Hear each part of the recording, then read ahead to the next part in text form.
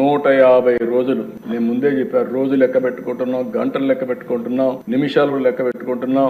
150 రోజులు, ఎన్నో పథకాలు, కార్యక్రమాలు, నిర్ణయాలు, పాలసీలు. నేను ఒకే మాట చెప్తున్నాను, నా దగ్గర డబ్బులు లేవు గాని నూతనమైన ఆలోచనలు ఉన్నాయి. ఒక మంచి ఆలోచన ప్రపంచాన్నే మారుస్తుంది. అలాంటి ఆలోచనలతో ముందుకొద్దాం, మళ్లీ సంపద సృష్టిద్దాం, పేదరిక నిర్మూలన చేద్దాం, ఉపాధి అవకాశాలు కల్పిస్తాం, ముందుకు పోతున్నాం. ఈ రోజు అందుకనే మీరు చూస్తే నిన్ననే 6 బెస్ట్ పాలసీలు తీసుకొచ్చాను. ఏ రాష్ట్రంలో ఇచ్చిన ఇన్సెంటివ్స్ కంటే అదనంగా ఇచ్చాం. అదే సమయంలో ఈ 6 పాలసీల్లో ఒకప్పుడు ఈజ్ ఆఫ్ డూయింగ్ బిజినెస్ అంటే కాదు, స్పీడ్ ఆఫ్ డూయింగ్ బిజినెస్. అవసరమైతే అడ్మినిస్ట్రేషన్ పరిగెత్తిస్తాం, పనులు చేపిస్తాం, చేస్తామని పెట్టాం.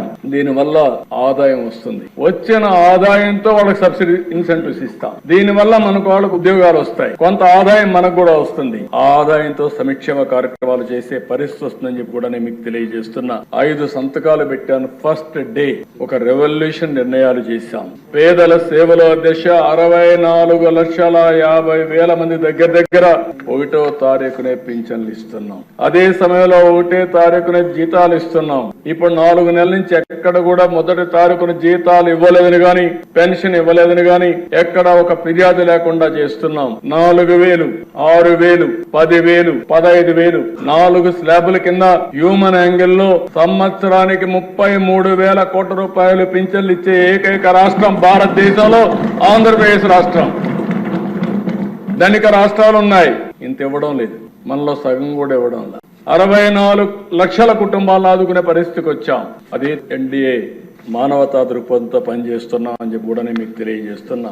అన్నా క్యాంటీన్ కూడా నాశనం చేశాను. అంటే పేదవాడికి మధ్యాహ్నం భోజనం తింటే ఉదయం ఇంటికాడ ఇబ్బందుల్లో ఉండి బయట వచ్చేస్తే కడాన అన్నా క్యాంటీన్ పోతే 5 రూపాయలు బ్రేక్ఫాస్ట్ వస్తే ఇలాంటివి కూడా నాశనం చేసే పరిస్థితి వస్తే ఈ రోజు 200కు పైన పెట్టారు. ప్రతి ఒక్క నియోజకవర్గానికి కనీసం ఒక అన్నా క్యాంటీన్ పెట్టే బాధ్యత ఈ ప్రభుత్వం తీసుకుంటాం.